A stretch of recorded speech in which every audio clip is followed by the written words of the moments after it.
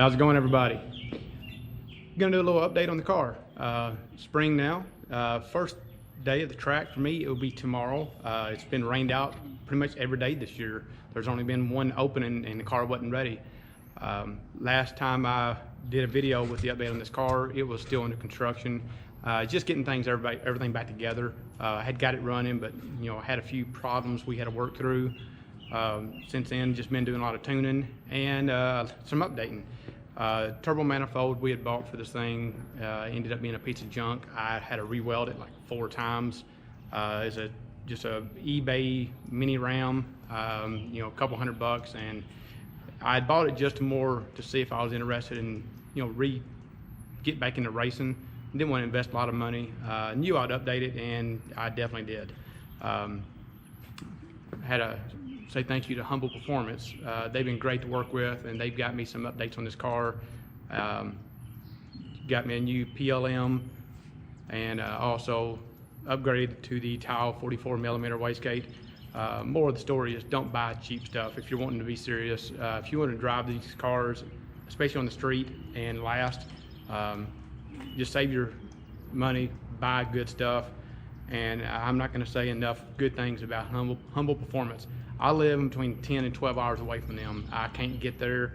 They don't have to service me. They don't have to be nice to me. They don't have to take care of me. But those guys do. They answer the phone. They do a great job, and can't say enough good things about them. So I know some of these parts we buy are expensive, and you can always find things cheaper somewhere, but support your shops. That's why they're there. They can't make a living without buying from them. Pay a little extra if you have to.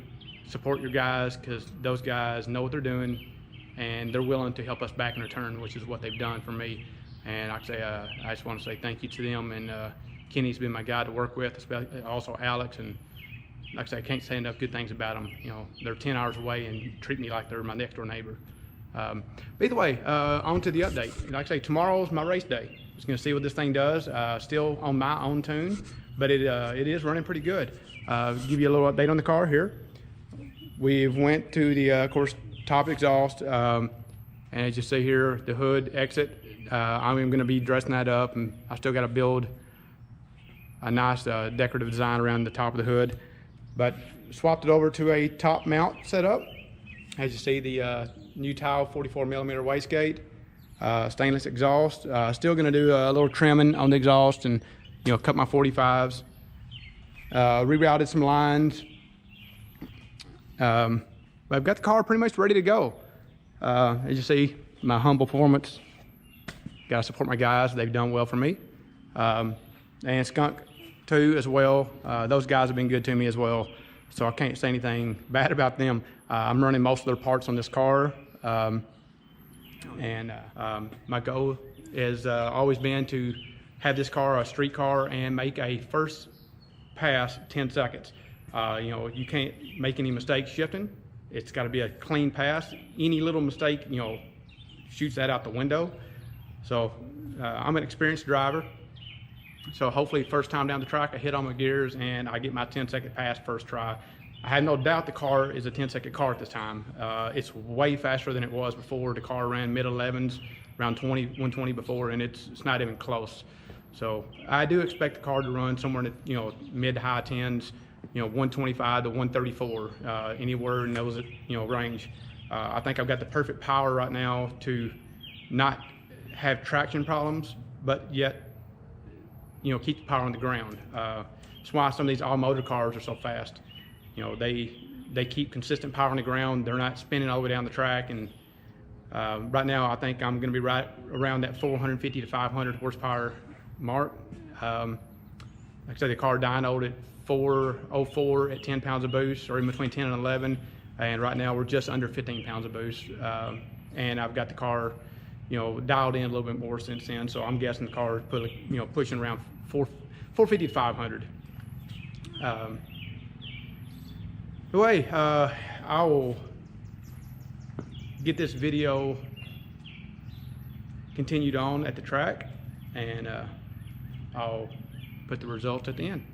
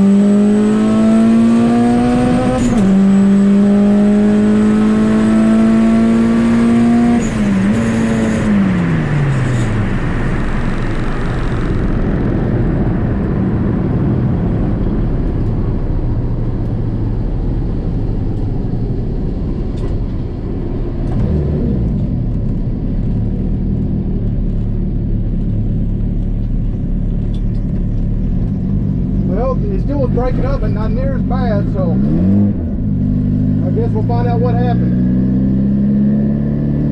I don't think it was 10 seconds because it was just breaking up too bad. But I figure that was somewhere in the 11 seconds if I was going to guess.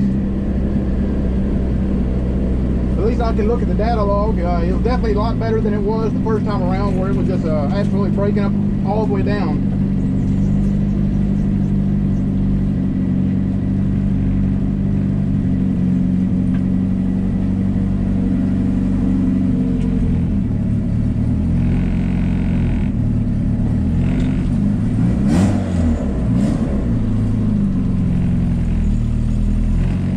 Yeah, 11.5 at 120.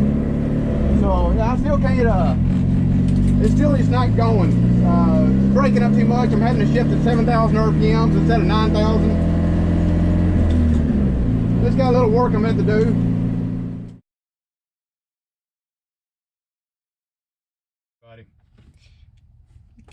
The car did not perform as planned this past weekend. We actually found out we had a bad igniter or a bad coil, something going on with the distributor, so I tore the distributor part, put in some new parts, put in a different coil. The car was breaking up at around 6,800 RPMs, and it was just completely trash on the ignition system between 6,800 and 73, and I was shifting as soon as the car broke up. So the car ran 1150 at 120 miles per hour, and that was shifting at or under 7,000 RPMs with the car breaking up. And that was on wastegate spring, which was in between 12 and 12.5 pounds of boost. So I'm very happy with how the car performed, even though it was not performing very well.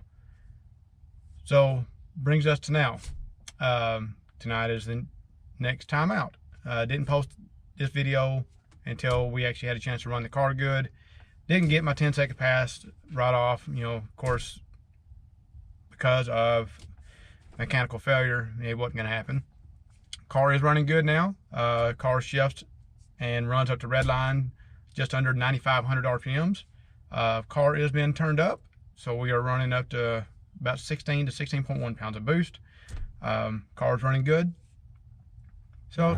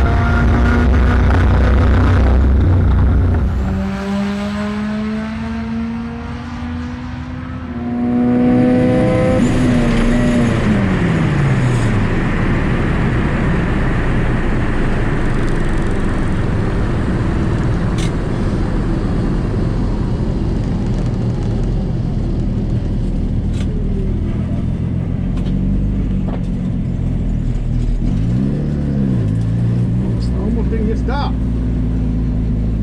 That was fast, whatever it was. Unfortunately, I missed second gear. We probably killed any chance of a 10-second time slip. But we're about to find out.